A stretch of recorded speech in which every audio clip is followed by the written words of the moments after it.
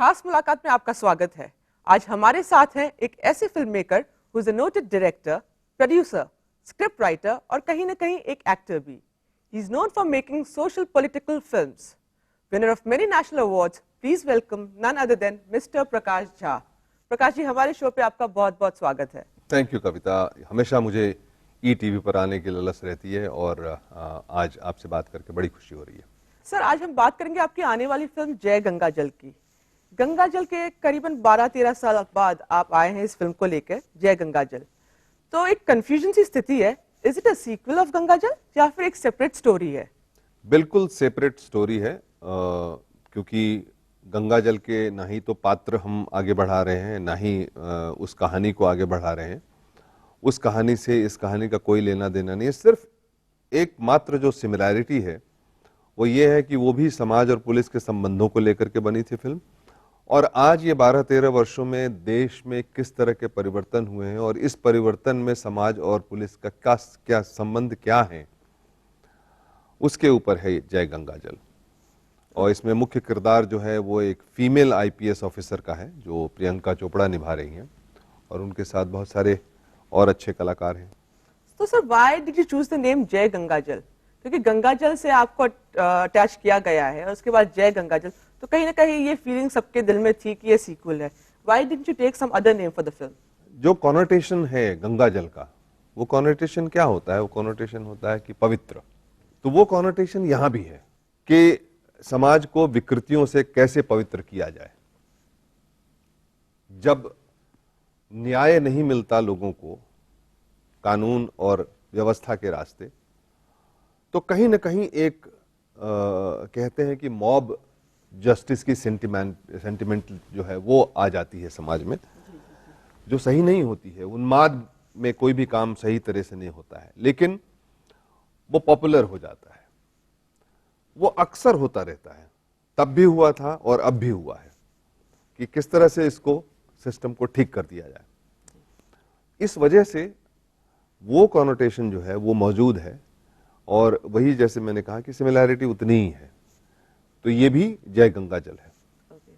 Sir, Priyanka Chopra आपकी lead है, कहीं ना कहीं वो एक कॉप का किरदार निभा रही हैं इस फिल्म में, राधा पूरी फिल्म में वो कॉप बनी हुई हैं। तो या ये कहना मेरा कि Priyanka Chopra is the hero of your film, क्या ये बात सही है?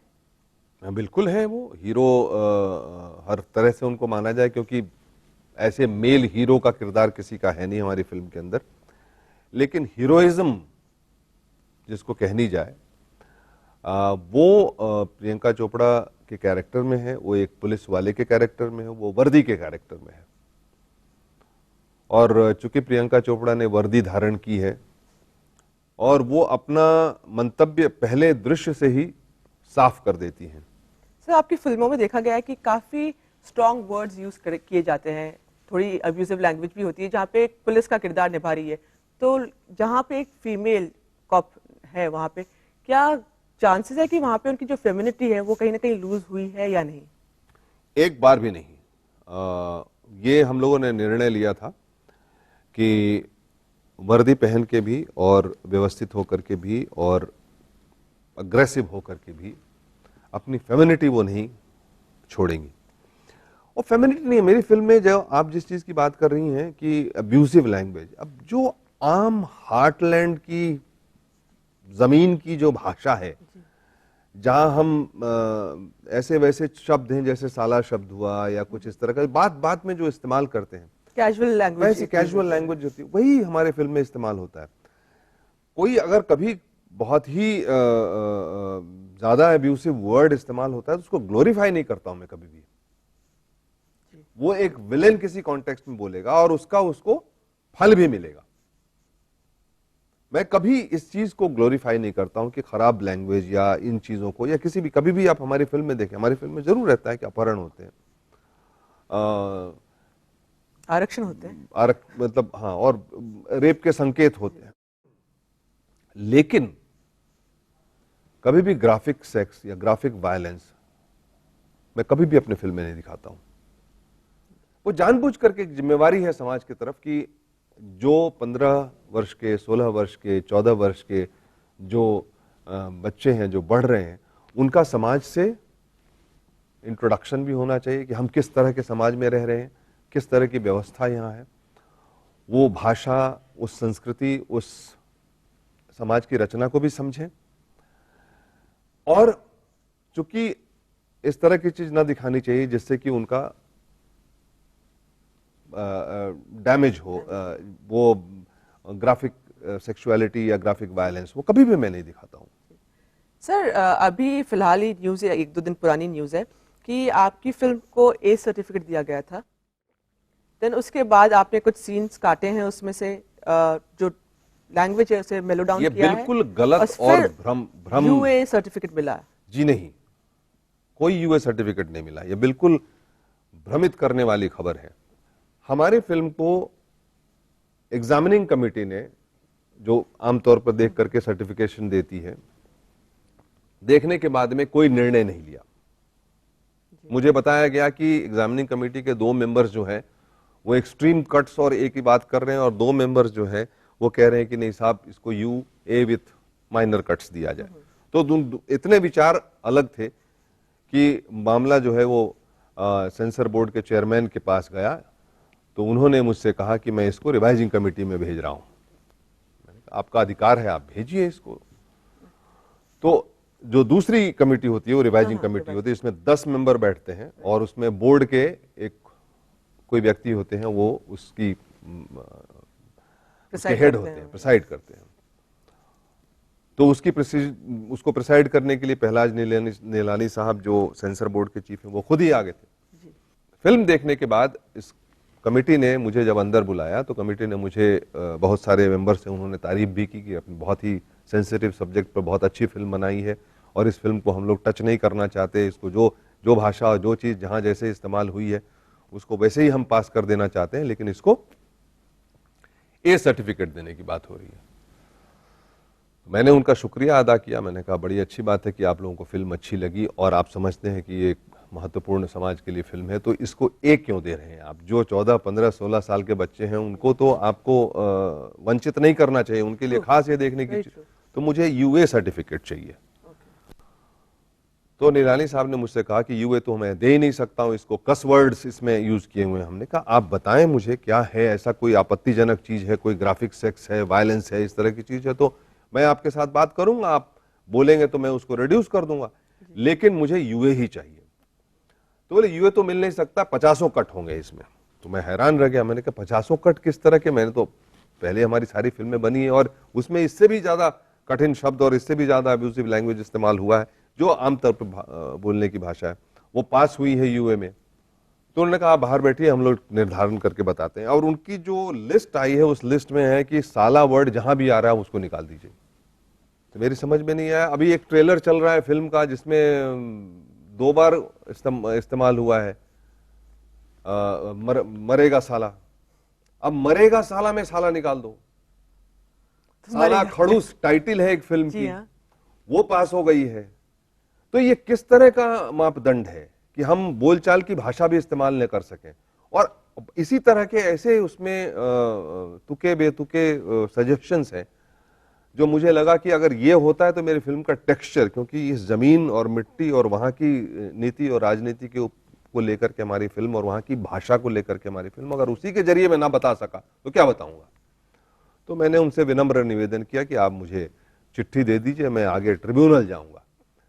कट करके और यूए लेने का मैं कभी ऐसा कर सकता हूं क्या? मैंने ऐसा बिल्कुल नहीं किया, ना ही मैं करने वाला हूं।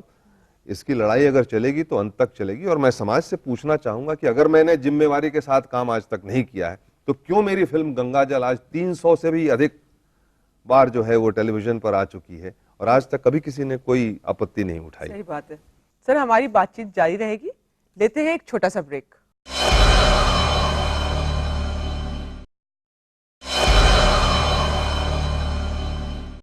ब्रेक के बाद आपका स्वागत है।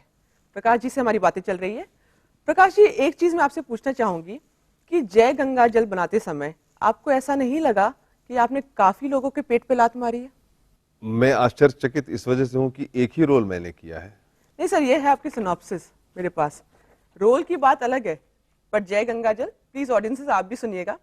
Directed by Prakash Jha, produced by Prakash Jha, screen play by Prakash Jha, story by Prakash Jha, starring Prakash Jha, production company Prakash Jha Productions.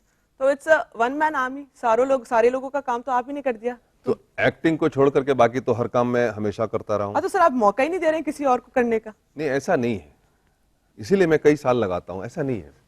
देखिए क्या है, स्क्रीन प्ले लिखते वक्त कई लोग मेरे आलोचक, साथी, विश्लेषक होते हैं, उनसे वो स्क्रिप्ट पढ़ा के, बात करके, विचार करके उन सबको क्रेडिट मिलती है, सबको पैसे भी मिलते हैं।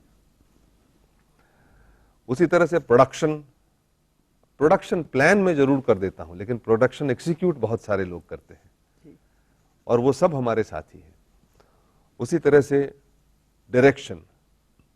डायरेक्शन में भी मैं एक रूपरेखा तैयार करता हूं, सीन्स ब्लॉक करता हूं, लेकिन एक्टर्स भी लाते हैं, बहुत सारी चीजें टेबल पे लाते हैं। तो ऐसा नहीं है कि मैं ही सब कुछ करता हूं। और मैं बड़ा भाग्यशाली हूं कि मुझे अच्छे लोग मिलते हैं, अच्छी टीम मिलती है, अच्छे विचारों के साथ काम करता हूं और मैं सफल होता हूं। ये जो आपके लिस्ट लिख करके आपको भेजी गई है, क्रेडिट लिस्ट जो है, ये विकिपीडिया वाले जो हैं वो इसी तरह से लिखते हैं जी। और वो और दूसरे किसी को क्रेडिट नहीं देते हैं। इस बार एक ही काम मैंने जो है वो एक्स्ट्रा किया है, वो क्या है कि एक किरदार, एक रोल किया है मैंने, प्रियंका के जूनियर आर्टिस्ट की तरह मैंने वो रोल किया है।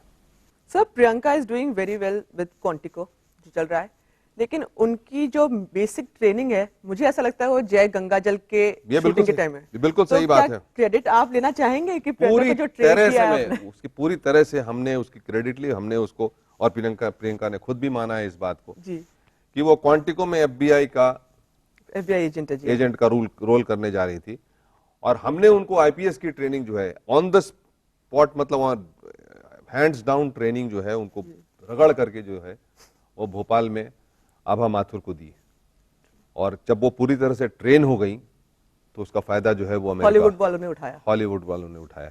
चलिए अच्छी बात है। ऐसा होता है, लेकिन सवाल यही है कि मतलब अब लोग देखेंगे, जब आभा माथुर पर्दे पर आ जाएगी तो लोगों को पता चल जाएगा कि ओरिजिनल आभा माथुर कैसी थी और ये क्वांटिको वाली जो है वो कैसी है, एलेक्स जो है वो कैसी है।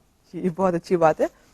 सर आपको नहीं लगता कि आजकल जो देखा जाए कि एक 100 करोड़ क्लब, 200 करोड़, 300 करोड़ ये क्लब हो गया है फिल्म्स के लिए, ज्यादातर देखने को ये मिलता है कि जो इंसान अपनी जान डाल देता है स्क्रिप्ट में, स्टोरी में, उसको वो ओपनिंग नहीं मिल पाती है, जाकि जहाँ पे ऐसे डायरेक्टर प्रोड्यूसर्स हैं जो 2-4 कैची नंबर्स लगा लेते हैं, अच्छे 2-4 बड़े स्टार्स को ले लेते हैं और एग्जॉटिक लोकेशंस पे शूट कर लेते हैं, तो उनकी तो ओपनिंग ही भिड़ते ही बॉक्स ऑफिस हिट और ये और वो हो जाता है। तो आप जैसे डायरेक्टर्स को कहीं ना कहीं बुरा लगता है, and how do you take it?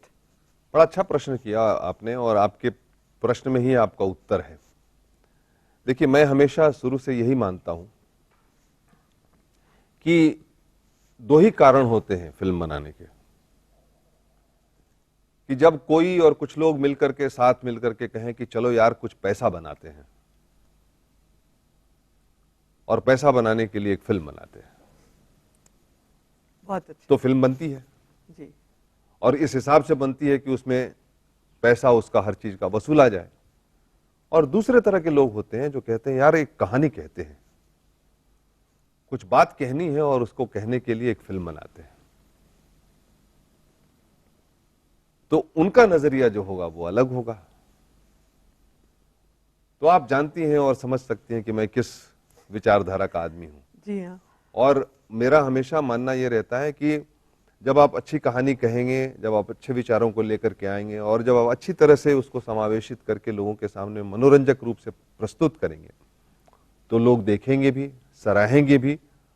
और मजे की बात यह है कि फिल्म सिनेमा घर में देखने के बाद में घर कुछ लेके भी लौटेंगे। और यही कारण है, कोई बहुत बड़ी बात नहीं कहना चाह रहा, मैं अपने मेरे साथ जो लोग लगे रहे हैं, लेखक, निर्देशक, सब लोग साथ लगे, कि आप ऐसी चीज जब करते हैं जहां कहानी और विचार प्रमुख होता है, तो लोग अरसे तक उसको याद करते हैं। जय गंगाजल मैंने बनाई जरूर है, लेकिन 12 साल के पहले की गंगाजल को लोग भूले नहीं। अभी तक याद है और अभी तक टीवी पर देखते हैं। और 10 साल बाद जब राजनीति दोबारा बनाऊंगा तो लोग राजनीति को भूलेंगे नहीं। अपहरण आज भी मुझसे मिलते हुए लोग कहते हैं कि आपकी सबसे बेहतरीन फिल्म थी। तो मुझे इस बात की खुशी है और मैं हमेशा अपने आप को भाग्यशाली समझता हूं कि हम मिलजुल करके जो काम करते हैं, जो कहानी कहते हैं, वो कहानी जमीन पे रहती है और लंबे समय तक रहती है और आसमान से बातें करती है। सर, जैसे कि काफी फिल्म मेकर्स हैं, they love to shoot exotic locations होती हैं, यूरोप, यूएस, यूके, लेकिन आप हमेशा रह फिर के यूपी एमपी में, आपका दिल कभी नहीं चाहता कि मैं भी जाऊं कहीं बीच पे या कभी पहाड़ों पे, गाने हो, कैची नंबर्स हो? नहीं, ऐसा नहीं है। देखो, हमारा भी मन करता है कि अच्छे अच्छे एग्जॉटिक लोकेशन में शूटिंग करें, लेकिन अनफॉर्चुनेटली मेरी कहानी जमीन की, लोगों की और हमारे समाज के बीच की कहानी है, जो हमारे देश में ही बसता है, जो हमारी गलियों में ही बसता है, जो हमारे गाँव में बसता है, जो हमारे इंस्टीट्यूशंस के अंदर बसता है। और एग्जॉटिक लोकेशंस के लिए ड्रीम सीक्वेंसेस हैं। हाँ, तो वहां से हम निकल के आ नहीं पाते। और दूसरी बात है कि गाने वाने, अभी देखो जैसे आपने बात की, हमारे गंगा जल, जय गंगा जल के अंदर में 12 गाने हैं जी। बैकग्राउंड में आते हैं 12 गाने, और 12 गाने मिट्टी के गाने हैं। वो ऐसे फ्रेजेस हैं जो हम सुनते रहते हैं, और वो पूरे जो हैं वो हिंदी रीजन के गाने हैं। और कभी सॉन्ग के जैसा, जैसे कि एक अलग से कट करके हो, वो मैं कभी समझ नहीं पाता हूँ कि किस तरह से उसका इस्तेमाल हो सकता है। लेकिन मुझे इंतजार है उस स्क्रिप्ट का और उस मानस का कि कभी मुझे भी मौका मिले कि मैं स्विट्जरलैंड में शूटिंग करूं और मैं पहाड़ों में जा करके और स्पेन वगैरह का। हाँ। सर, वक्त हो चला है एक छोटे से ब्रेक का, मिलते हैं ब्रेक के बाद।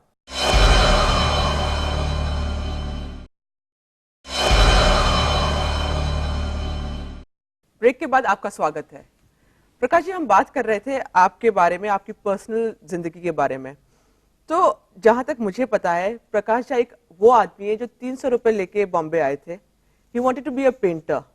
फिर आपने एफटीआई में कोर्स किया आपने एडिटिंग का, जो किसी कारणवश यू डिडंट कंप्लीट इट। लेकिन today you are a successful director, producer, story writer and now an actor. तो कहीं ना कहीं डेस्टिनी को आप इस चीज का क्रेडिट देंगे?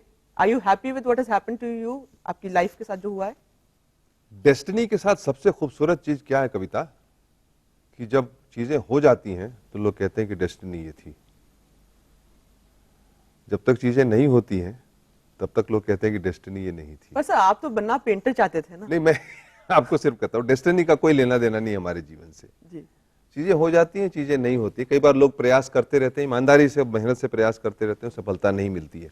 तो ऐसा नहीं कि डेस्टिनी का कोई रोल उसके अंदर है। मैं सिर्फ यही कहूँगा, कई चीज़ें मैंने कोशिश की हैं जो अभी तक नहीं कर पाया हूँ। जैसे पियानो बजाने की कोशिश करता हूँ, बहुत धीरे धीरे सीख पा रहा हूँ, नहीं जल्दी होता। फिल्म मेकिंग जल्दी सीख ली थी। तो ये चीज़ें अपनी अपनी जगह पे हैं। खुश नसीब हूँ, यही कहूँगा कि जो जीवन में करना चाहता था वो जल्दी मिल गया।